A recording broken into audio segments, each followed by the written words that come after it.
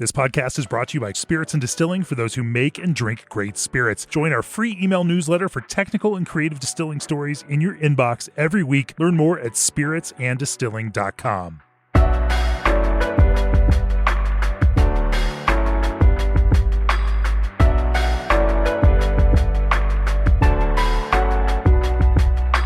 Hello and welcome to the Craft Spirits and Distillers podcast. I'm your host, Molly Troupe, and today with me is Maggie Campbell and Chaz Vest.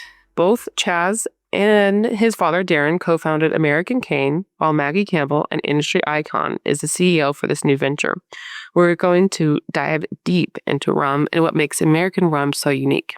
Before we do so, G&D Chillers understands that each distiller's chilling requirements are unique. On every distillery project, G&D offers the front-end design and engineering your team needs at no cost to you. Sid Delarive from Filibuster Distilleries says, "From the design and engineering to installation and startup, G&D was easy to work with. We've had great customer service since commissioning our chiller, and I'd highly recommend them for any distillery system." Reach out for a quote today at gdchillers.com. Maggie and Chaz, thank you so much for being here. Thank you for having us. Thanks so much.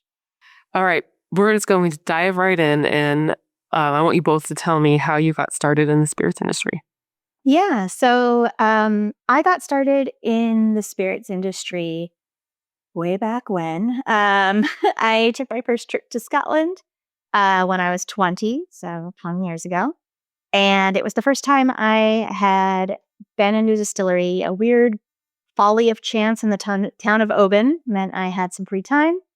And I asked a woman on the street what I should do, and she sent me towards the distillery. And that was the first time that I really saw, oh, this is a job. It's a job people do, in a place that I felt an affinity for and related to. So it was really interesting that kind of started the spark. I went and studied wine, actually, and, a lot of winemaking, fermentation temperatures, maturation vessels, the art of the blend. This is really related to spirits because at the time, this is an era where there wasn't, a lot of spirits programs, very few craft distilleries. We used to be really excited when a new one would open, and we'd all talk to each other and be like, oh my gosh, there's a new whiskey distillery. And so I had really studied wine, but then as I was buying wine for specialty customers, I really started to realize that there was an opportunity to get to know spirits. And I was very fortunate back in the day to meet, the Leopold Brothers team before they'd relocated to Colorado, very early days. And he was a huge supporter of mine. And then Jake Norris from Stranahan's, way, way back in the day when they were, couple, maybe 2,000 square feet at most, like very, very small. And I was really fortunate that they really encouraged me. So I found myself at Germain as assistant distiller after Todd Leopold really encouraged me to go to Siebel Institute for the very first inaugural course in craft distillation technology. And at Germain, that's where, more importantly, I got into rum, which was like a whole nother discovery within the spirits industry. And it was actually the founder of Germain, Hubert Germain, who had loved my work at that company. We really bonded, and he met the owner of a rum company who wanted to make rum, additive free and all these things I'm very passionate about, and connected me. And I was very, hesitant. I had been in the whiskey world. I had not had a connection to rum, and Hubert really set me straight. He was like, rum is incredible. The production techniques are phenomenal. It's unlike anything else. It's a really special skill. It's a really, really special community, and you're completely missing out if you undervalue rum and underestimate rum.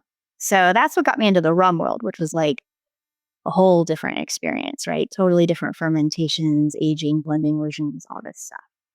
So for me, that got me into rum, and that was sort of my journey to where I feel like things really started happening for me.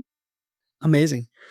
Well, contrary to Maggie, I've only been in the rum world for a little while. I think tangentially, I've been around rum for 3 years, but officially I've been a student of rum for the last year. So I graduated from Brown University in 2022. I owned a coffee shop when I was in school, so I had a little taste of entrepreneurship and consumer entrepreneurship. And then after graduation, I went to work at Bain & Company for 2 years. I did a lot of private equity work and some consumer work as well. But after 2 years there, I was 23 and wasn't really sure what I wanted to do with the rest of my life. I had been drinking a lot of rum with my father and co-founder, Darren, and he came to me and talked to me about all the interesting things been learning about rum. And he said, I could use somebody with your skill set to help me start up a business. And we kind of went from there. Now we're about a year into American Cane, as I've been part of the team and been having a great time and learning a ton so far. Chaz, I would really love to dive in a little bit more about, I think it's really interesting to take experience from business owning and coffee and translate that into a business with rum. Is there a lot of similarities between that? Like, have you found that having a palate for coffee has helped you with a palate for rum as well? It's really interesting. When I owned the shop, it started as a gelato shop, actually. And then we expanded to do coffee later on because, it just made sense. It was a great thing to sell in the morning when you sell your gelato at night. So I hadn't had a coffee palate before then, but I started to taste a lot of different coffees, started to really understand what makes good coffee, the importance of machinery, the importance of the right craftspeople. So I don't know how much similarity there was in terms of, the taste profile and how much education it required to taste coffee versus rum. But what I will say is that it definitely taught me a lot about starting up a business, running a business, making sure you have the right people leading, making sure you have the right partners all along the way, the right co-packers and people you're sourcing your materials from. A lot of the kind of back end stuff of the business has really helped me get started with American Cane. Exactly. It has to be so much focus on all the minutiae when you're running a business. Mm-hmm. There's so many details that you have to keep track of. Exactly. Maggie, I would love to dive into your background. And you've been lucky to work at some pretty cool distilleries. I want to dig a little bit deeper into your experience at Germain Rob. Oh, I'm terrible. I always butcher that name. You can say Germain Robin. It's totally okay. But yes, I'd love to dive into that, and then how you think that has really shaped you for this new venture. Yeah. I am really lucky to have had the experience I had. I think getting my first gig in production at Germain Robin, which was already 30 years old when I joined them, was really helpful because in the craft space, oftentimes you're starting from scratch and learning those systems like maintaining 1,000 barrels in a barrel house. That's a small number for a big company, but for a craft company, it was a lot. 1,000 barrels over 30 years. Knowing what your blended components are, understanding things such as, especially at Germain Robin, it would be how good was the vintage? This is a really good vintage, then we have great raw material. If we have great raw material, we can reinforce these stocks in our barrel cellar for these specific blends. But if the potential of the vintage is only so good, then what stocks are we replenishing then? And what are our sales goals in 5, 10, 15, 30 years? And what do we need to have in the warehouse? And how are we managing everything? And it really gave me this experience that I couldn't have gotten at a young distillery. And getting to learn from Hubert was just incredible. Getting to know his family and Raphael and getting to work with some great people who had a lot of experience was really helpful for me. It got me up and running really quick. It got me to manage and understand the flow of the business at a mature level that I don't think a lot of people necessarily get in their first craft job as a 20 whatever year old. I was such a baby when I was there. This must have been 2009. So it's 24 or something like that. I was really young and got to work with this incredible inventory and got to work field to glass. We'd go out, we'd test the grapes, we'd work with the winemakers.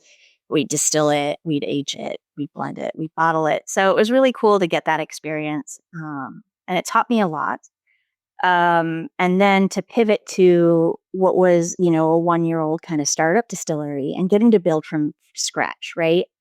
Fresh systems, the way they should be, with experience to inform it. I think we all know people, or we all have been people who built a distillery with great ideas and then come out to find out 5 years later, actually, you want to change half of the plans you originally made in the build out, et cetera. So it was great to have that experience, be at a fresher company and get to build inventories from the ground up, build a product portfolio from the ground up.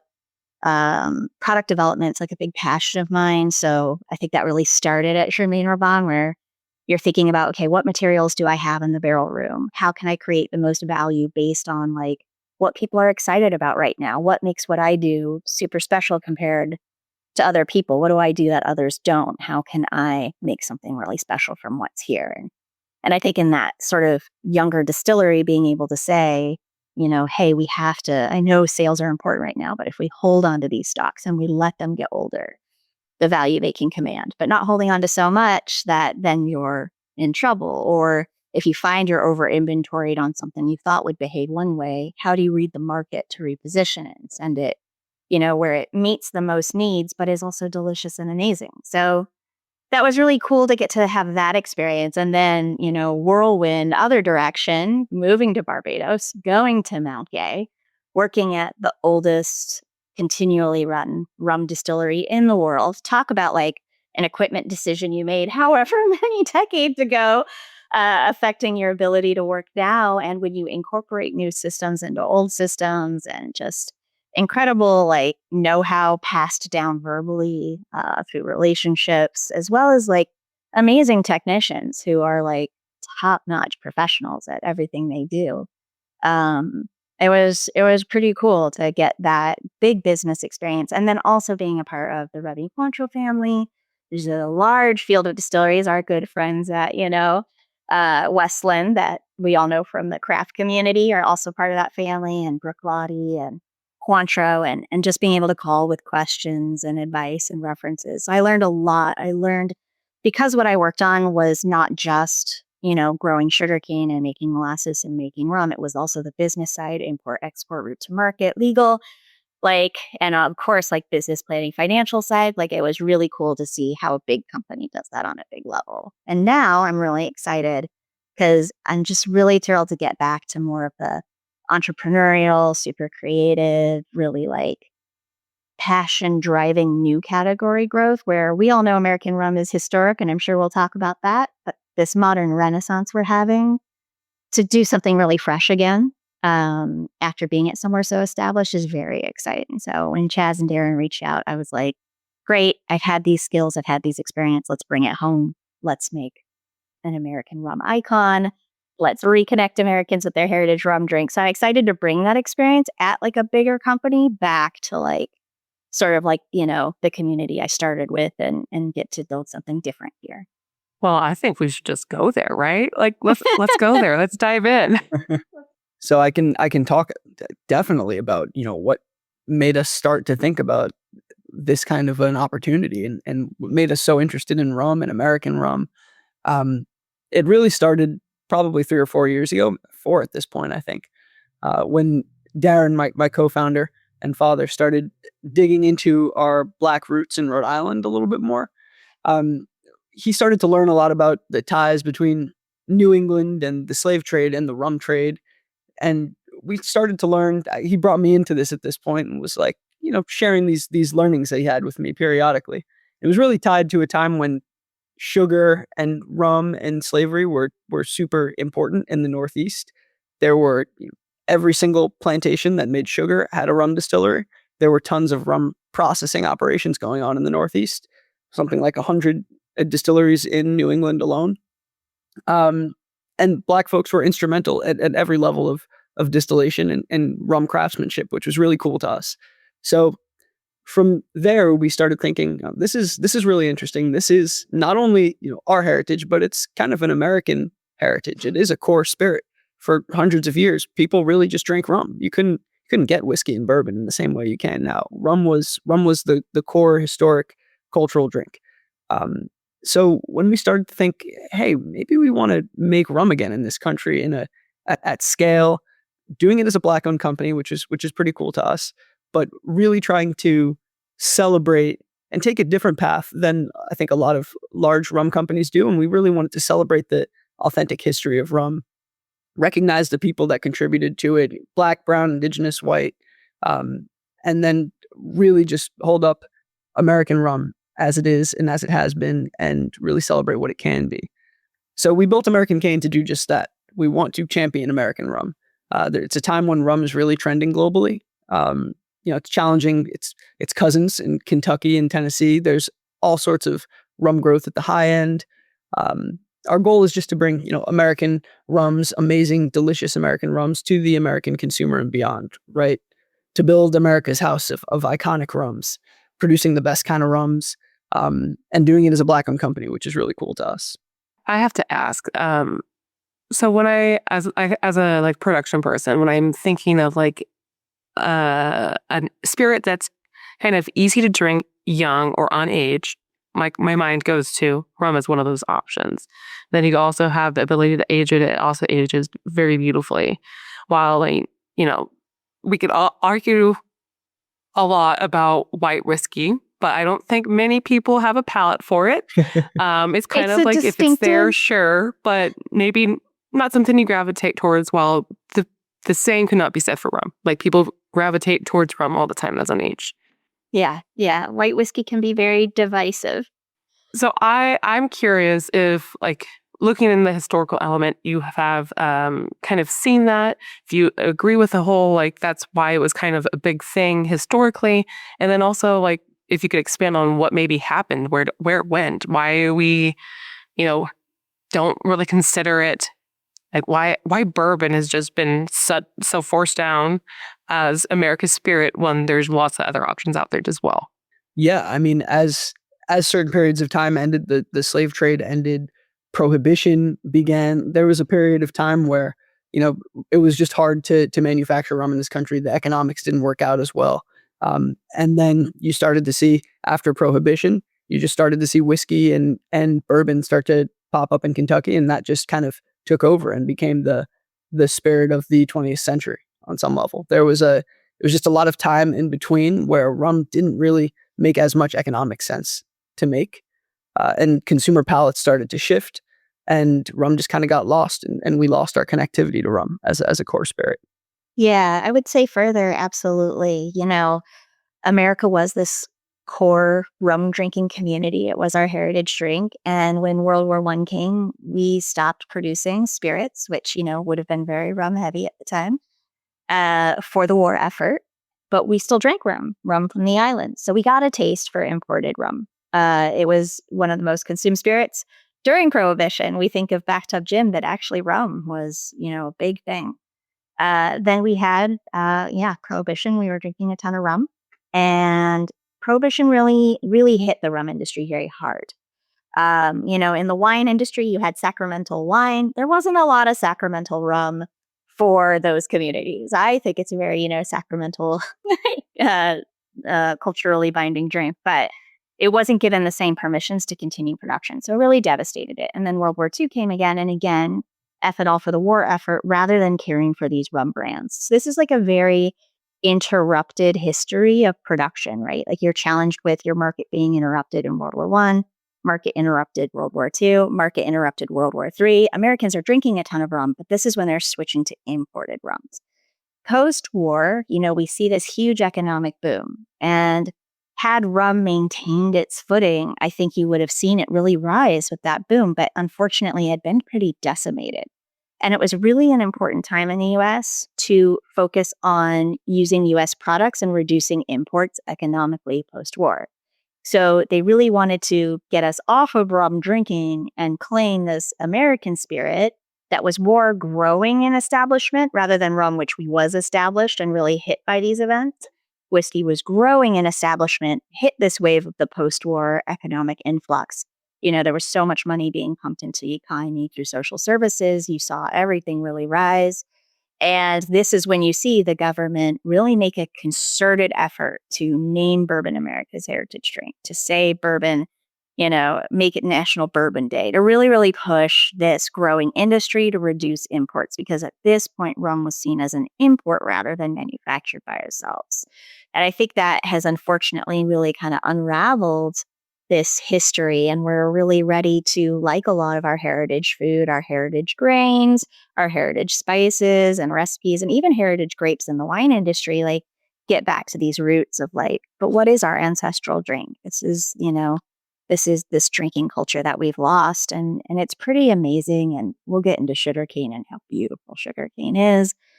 America, I mean, our sugarcane industry, I live in the heartland of cane country. It is beautiful. I mean, I look at these fields and they're stunning. Like they're in such good shape. It's a really biodiverse crop. We'll get into all that. I could go off on sugarcane forever, but it's such a valuable carbon negative, super, really good for the environment crop. And it's something we have a lot of success with. I know a lot of Caribbean countries, like when, having worked in the cane industry in the Caribbean, that would be thrilled to have the resources and the quality of cane that we do. It's pretty amazing. It's an amazing resource we have. So I think for when it comes to the American cane brand and we are making American rums, it'll be really exciting to kind of celebrate that a little bit too.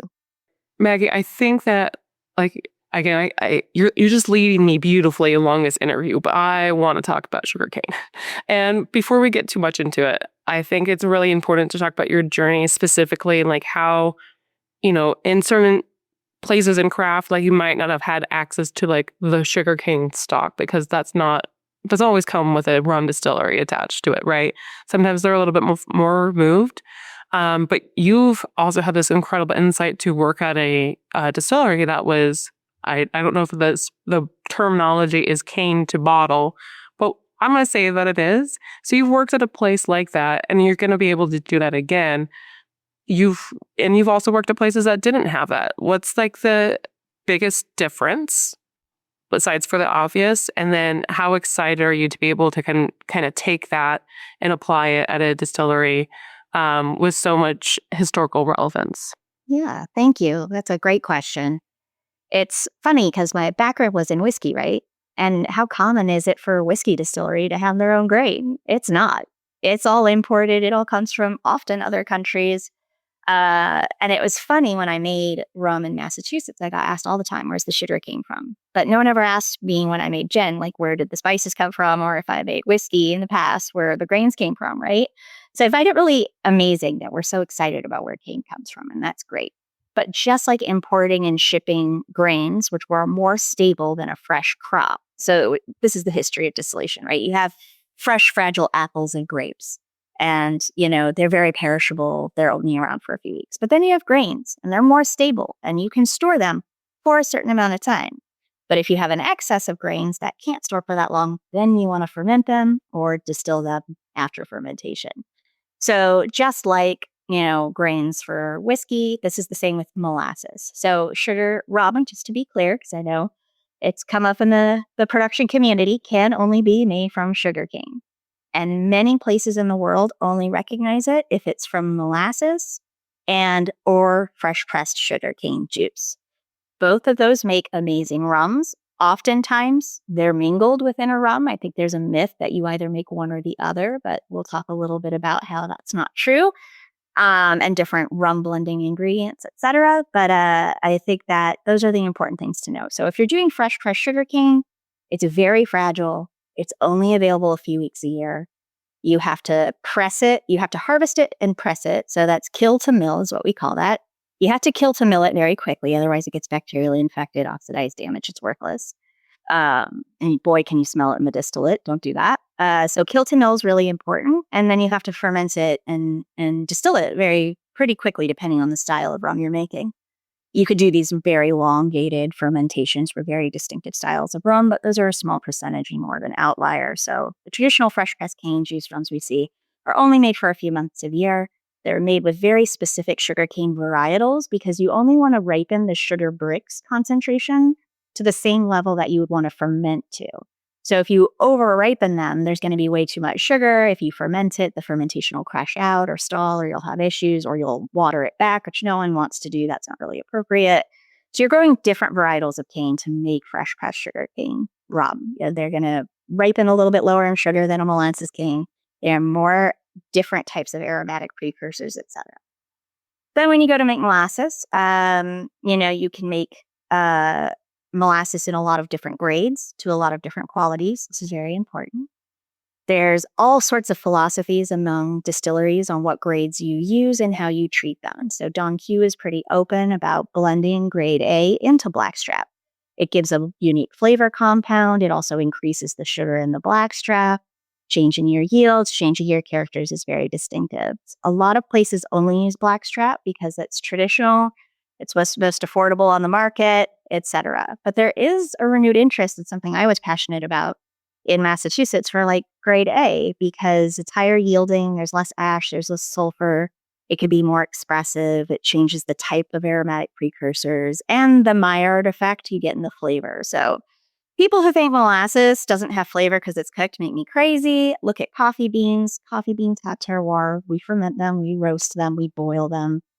Tea, you boil, it all has terroir. In fact, I consider molasses terroir concentrate because if you take fresh pressed sugarcane juice, you boil it down, you remove the crystals, which sugar crystals are relatively flavorless. And what do you leave behind? This rich, thick concentrate of this cane essence that now you've released all new aromatic precursors. You've given this brilliant Maillard effect, just like if you were roasting a grain or malting barley.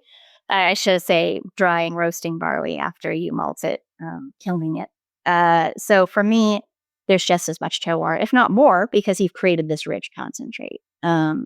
Obviously, if your molasses factory is focused on yield of white sugar, they're going to process it more aggressively and differently and create a different quality level than not. So the experience I got to have previously of growing cane for explicit ends, building an entire sugar mill, which I will tell you was harder than any distillery build out I've ever been part of. So many incredible like systems, like, vacuum pumps and all sorts of wild hydraulics, like totally different systems. I learned so much. It was incredible. The team did an amazing job. But wow, that was like a very technical build for me. And then the way in which you control that factory for your desired effect is really important. So how much control do you have? Do you not have control, et cetera? So, a lot of molasses is bought and sold on the bulk market. How much control do you have over flavor? A lot of people who claim molasses has no terroir have never tasted single origin molasses, right? They're only familiar with these bulk brokered styles. So I think this is where rum brands like Worthy Park are really important. It's a single origin, single estate, molasses-based rum. It's incredible. Sorry, I was about to drop an F-bomb. It's so great. It's really incredible stuff, and I think they're a great leader in this. And I think you can partner with the right people to source the right material to do some really cool stuff. But I believe when we get into talks about GIs and, things like bourbon doesn't stipulate that your grain has to come from America, and how much rye really doesn't, right? The vast majority of it. Same with molasses. I don't know that your molasses or your, obviously sugarcane's fragile, so it can't transport very well, but your molasses, I don't have a problem with that being transported the same as a grain to Scotland, like if Scotland's importing their grains, no one thinks it's not Scotch. So it's interesting that people kind of are harder on rum. It's interesting and it's also not surprising, right? Like, what communities do we hold to an aggressive standard that we ourselves don't even hold ourselves to? So rum is held to this standard that, where's the molasses from? It's like, well, where's your grain from? Or where's your spices from for your London gin? I guarantee none of those spices came from London. I'm just saying. So, for me, it's an interesting thing. And I know I've rambled for quite a bit, so I appreciate it. But getting the opportunity to do that really taught me so much. I will forever love my sugar industry peers. The sugar molasses industry is incredible and beautiful. And I'm rooting for Caribbean molasses every day in my life. And I just think that one of my pan boilers, he used to say sugar gets in your blood, and he's right. Like you get so passionate about it working with it. So when I first met Darren and Chaz, one of the things that got me really, really excited was like their discussion of, being in the heartland of American cane country. We are a cane growing nation. Having connection to local farmers, especially the rarity that it is these days to have these Black-owned farms, and supporting these farmers and partnering with them and the future phases of American cane. We have some really exciting things to pursue in that direction. And I think there's a lot of other great people already in Louisiana. Sugar Fields is incredible. I had their single varietal research station rum, and it blew me away. One of the best rums I've ever had. I think some of the stuff Jason Zeno is doing in New Orleans is incredible. And his passion, sugar got in his blood. As soon as I talked to him, like after many years of sugar, I was like, oh, we both got sugar in our blood. Okay.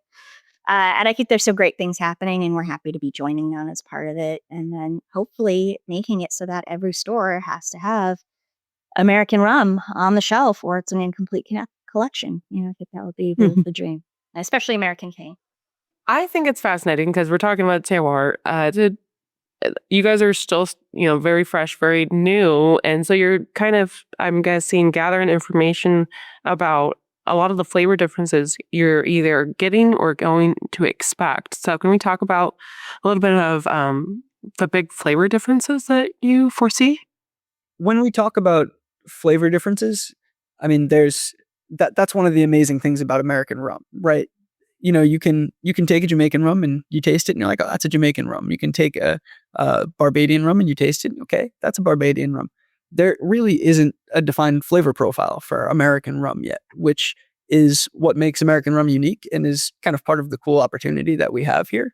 So when we talk about flavor profiles, there's really a endless amount of stuff we can do with that.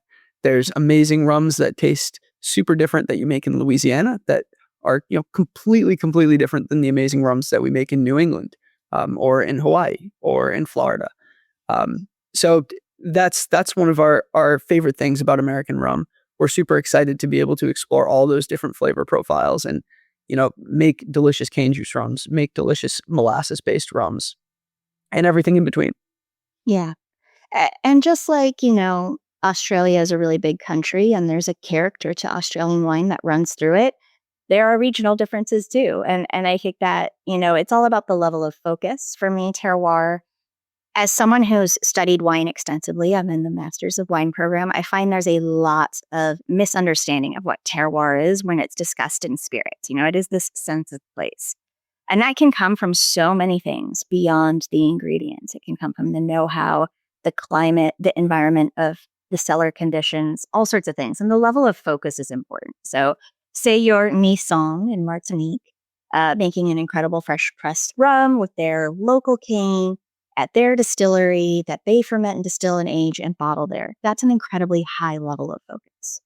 Now, say you're Barbados and you're Foursquare rum, another amazing, beautiful rum that expresses Barbados. I'd have that blind and I know it was Barbadian, no question.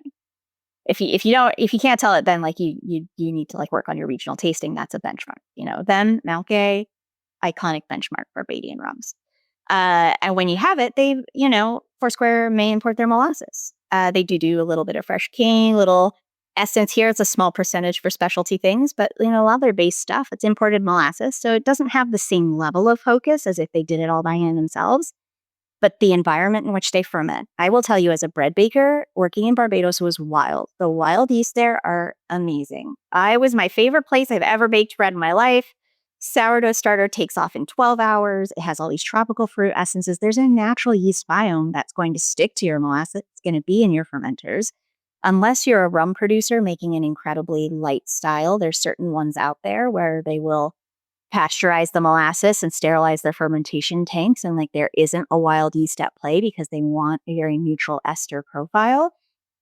Foursquare's got wild yeast. They've got wild temperature control. So, higher temperatures creates very different fermentation esters. It blows off different fermentation esters. It causes CO2 to dissolve in a different way, which eventually affects your final pH, which is really going to determine a lot of your flavor, right?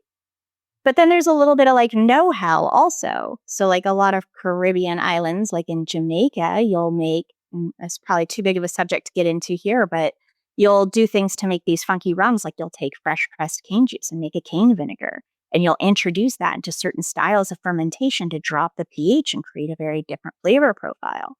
And that is a type of terroir. When you get those flavors, you say, this is Jamaica, right? So that know-how is important also. And then, of course, the environment in which you age your barrels, the temperature, the humidity changes what evaporates and how. Obviously, access to barrel and selection, things like that. The diurnal shift from daytime to nighttime in the cellar, as well as the seasonal shift. So for me, broadly speaking, as American rum, I think we have very high flavor definition. I think that's generally because we have these temperature shifts. Throughout the Caribbean, I think what surprised people most is that it's just very consistent. It's 85 degrees day or night, January to July.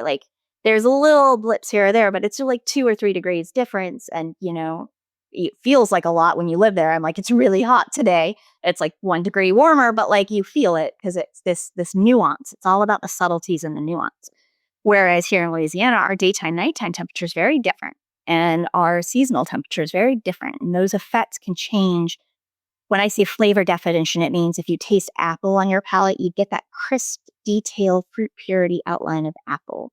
Whereas in warmer climates like the Caribbean, it can be much more broad and subtle and diffusive. It's apple's there, but it's part of this melange of fruit. Mango's there, but it's part of this kind of mixture. Whereas like here, you would get much more precision of the like eye taste around the edges of this mango flavor. I think also we had access to different yeasts, and we tend to favor certain yeasts, which is a know-how choice. Again, obviously in Scotland, they have their styles too, right? Really specific yeast that they use.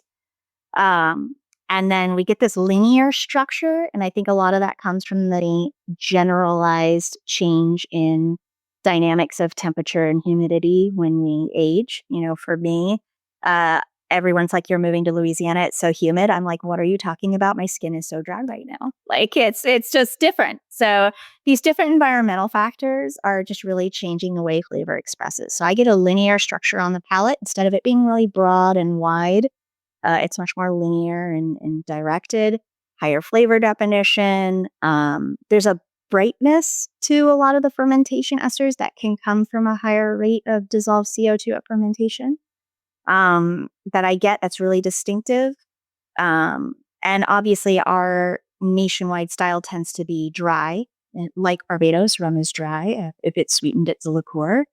And we tend to show a bit more oak. And I think this has a lot to do with A, our palates, B, our access to wet barrels, fresh wet bourbon barrels, once used bourbon barrels, and C, this climate change, as the oak expands through nighttime, daytime shifts, seasonal shifts, etc., and our cellar traditions as well. So I think that wet barrel sourcing plays a pretty big role. That's just, I think if I had them blind, I can be like, oh yeah, this is American style, even in the fact that the U.S. reemergence of rum is very much in its infancy. We don't necessarily know who we are yet. We don't necessarily know what our style is yet.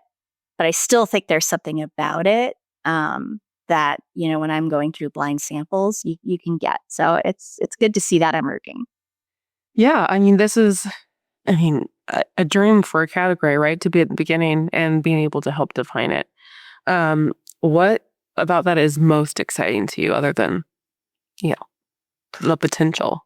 I mean, for me, it's getting to share these like untold stories. And when I first met Chaz and Darren, this was something they were really excited about. I met them like 4 years ago.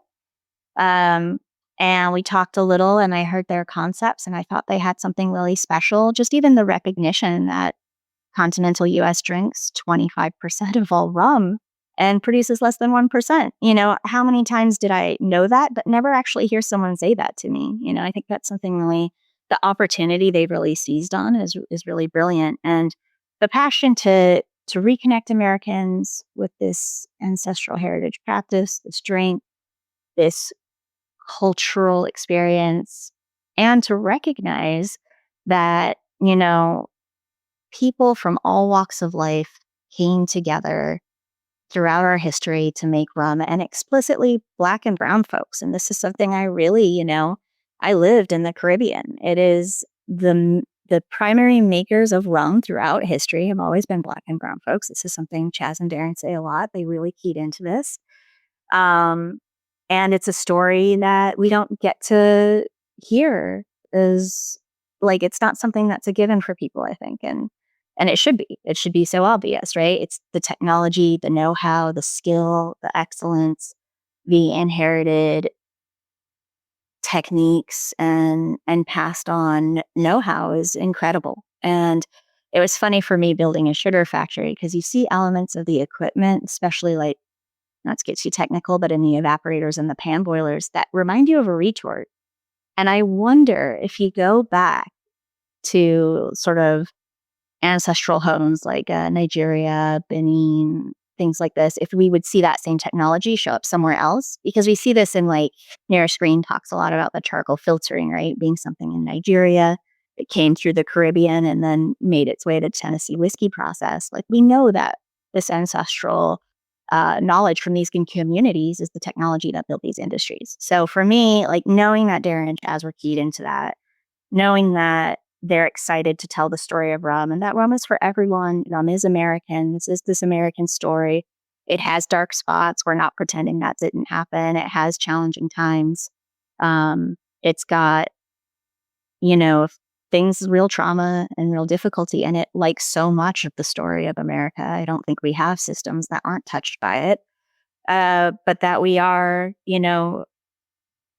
the sense of pride I got to see in the Caribbean around sugar, around rum, around this excellence and this creation, was really, it's so deeply sincere. And I think that that's something I was really excited to see in Chaz and Darren as well, and wanting to bring that forward. So getting to make rum, getting to be excited about this amazing business opportunity for American rum, but also have something to it that is sort of an untold story. Isn't that some of the fun we get to have as spirits producers, whether we're unearthing some old style of 3-chamber rye whiskey like Todd, or making some incredible brandies? Like, we get to tell these amazing stories and learn these lost techniques and get really excited about them. Yeah, Maggie, I don't know if I can say it any better. I stole so many of your words. Like, I don't like speaking for you while you're here, but I totally agree. I totally agree that telling true, authentic, powerful American stories is what makes me super excited about this brand, right? I mean, like Maggie mentioned, like I kind of said before, there's been good and bad and ugly in American rum, and we want to reckon with all of that. That's really the only way that you can tell these stories and be authentic about it and have an authentic brand. We've ended up with tales of pirates and the ocean and sea creatures, and in part because it's so hard for many brands to authentically tell the story of rum and American rum.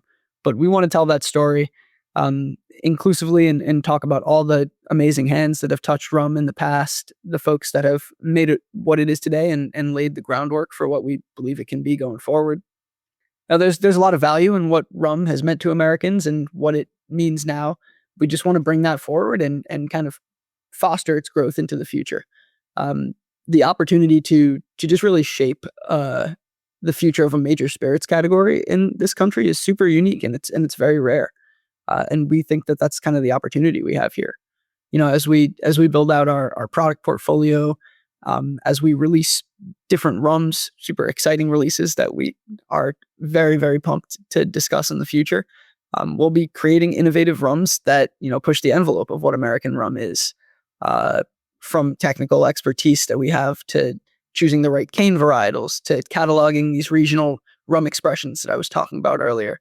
We just have such an opportunity to tell amazing stories and make American rum so good that it can't ever really be ignored on the global stage. Yeah, and I touched briefly on first getting to meet Chaz and Darren, and we connected online and we talked, and a year goes by and we connect again, and they're still at it. They're still working at it. Molly and I, we've seen a lot of people come and go in the industry, and you guys really stuck to it, and you built the business better and better, and you didn't want to you didn't need to have it tomorrow. So many people are like, oh, I need this tomorrow. And you guys were in it for the long haul. We all know the spirits business is a long-term business. And then another year went by and another year went by, and suddenly it's been 4 years. And then I finally got to meet you guys face to face. And it was, as much as what you guys shared spoke to me so much in those online talks or phone calls, meeting you guys face to face, it just grabbed me, seeing that excitement and that sincerity and the business intelligence behind it. That's the other side of it. We all want to make a great product and we all get excited about a story, but you also have to have the business skill and understanding and experience. And between your experience and Darren's work in, international real estate, entrepreneurship, et cetera, it was we have all cylinders going. And to me, that's just kind of what grabbed me and got me to, move off of a tropical paradise. So, and we're happy you did, Maggie. Thank you. Oh, yeah, I bet. Yeah. We definitely knew of Maggie. Maggie was one of the first people that I knew of when I started getting into rum and getting into the spirits industry a few years ago. And I drank the rums that she'd made, and Darren and I often thought, like, in a perfect world, who would we want to be a part of this? And it was always Maggie. And then when Maggie actually got excited when we met her face to face about the opportunity, I mean, that was one of the great moments of American Cane so far. Yeah. You got Maggie the icon. Come on, like, you guys are winning. And Maggie, I'm just so I'm so excited for you. And you're jumping into a new role. You've you're distiller by training. You've been a president of a company before. This is your first kind of step into a CEO position. How does it feel? It feels good. It feels good. It feels really natural. I think working with the team is really easy. It's very collaborative. The way I work really well is like, let's give each other feedback. Let's challenge each other. Let's support each other. Let's be really honest and build something together. And the energy is just like the perfect mix for me. But it's really nice to finally be in the position where I can use all my skills to create like an overall strategy and give, direction and focus along with the team. It feels good to finally be in that place. For so long, I always felt like, I remember calling Todd, oh, there's no way I could take that job. I don't know enough, da, da, da. And him being like, Maddie, have you met these people? You're fine. Like, you're good. And so now it feels good to feel like, okay, like this feels right. It's going well. I'm just really excited about what we're doing. And that just like carries me through. So yeah, it feels really nice to be in that place.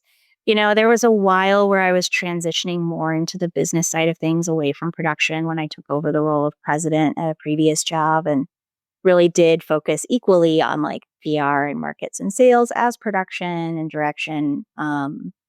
I always thought for a little bit like, oh, but I don't know that I was ready to give up distilling. But, I've really always gotten to dabble between the two worlds and still get to have a role in that and guiding that as I've moved along my career. But now I feel really ready to be primarily focused on the business side and obviously help guide the team and support them. But get to focus on that. I feel very ready for it. So it feels really good.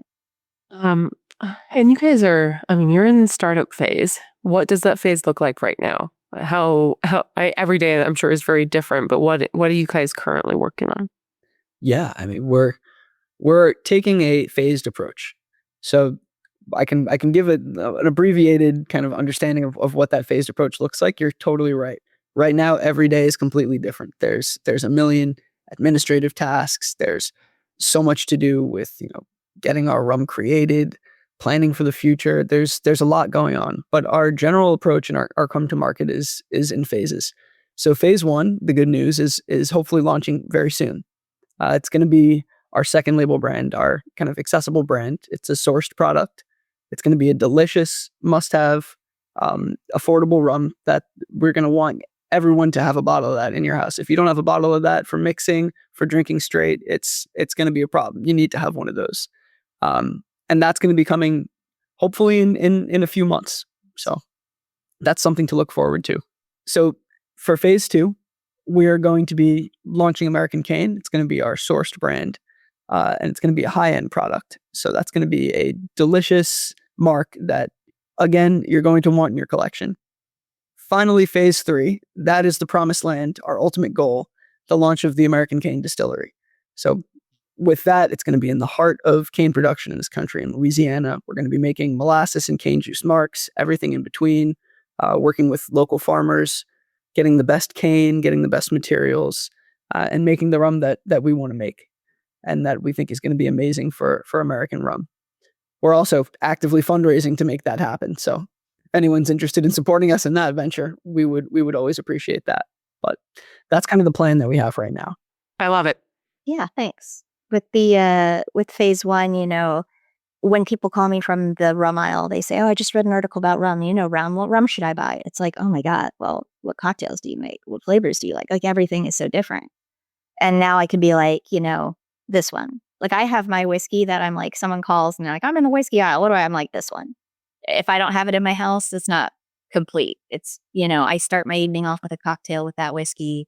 And then later on in the evening, I move on to my sipables and collectibles. But this is something, I can bring to my aunt's house and, it's going to be delicious, versatile, good, solid. I just feel like that's a rum I really want to see in the world. And,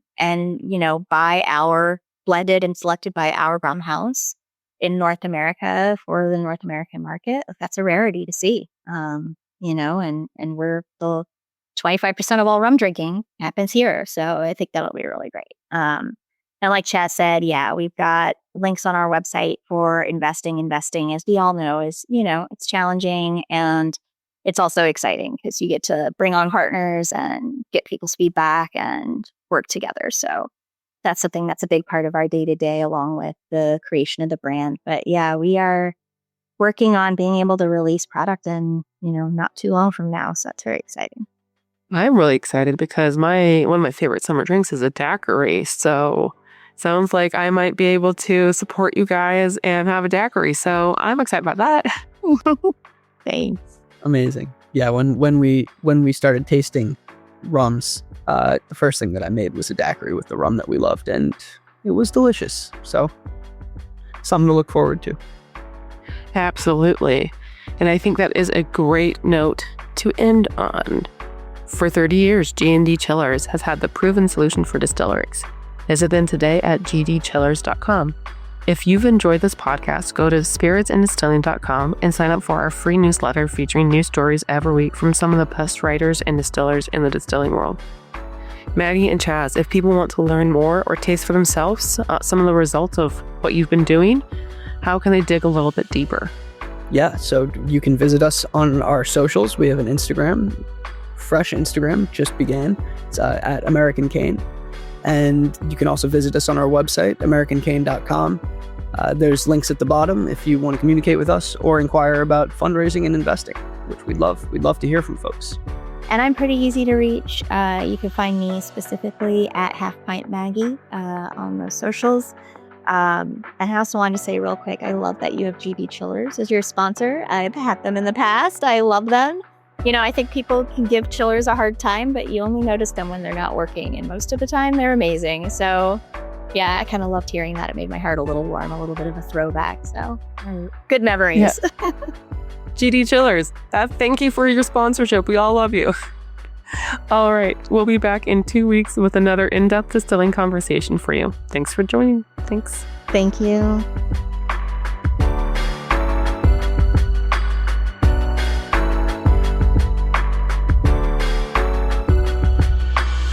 This podcast has been brought to you by Spirits and Distilling for those who love to make and drink great spirits. Join our free newsletter today at spiritsanddistilling.com for pragmatic, technical, and creative distilling stories in your inbox every week. Sign up now at spiritsanddistilling.com or click on the link in the show notes.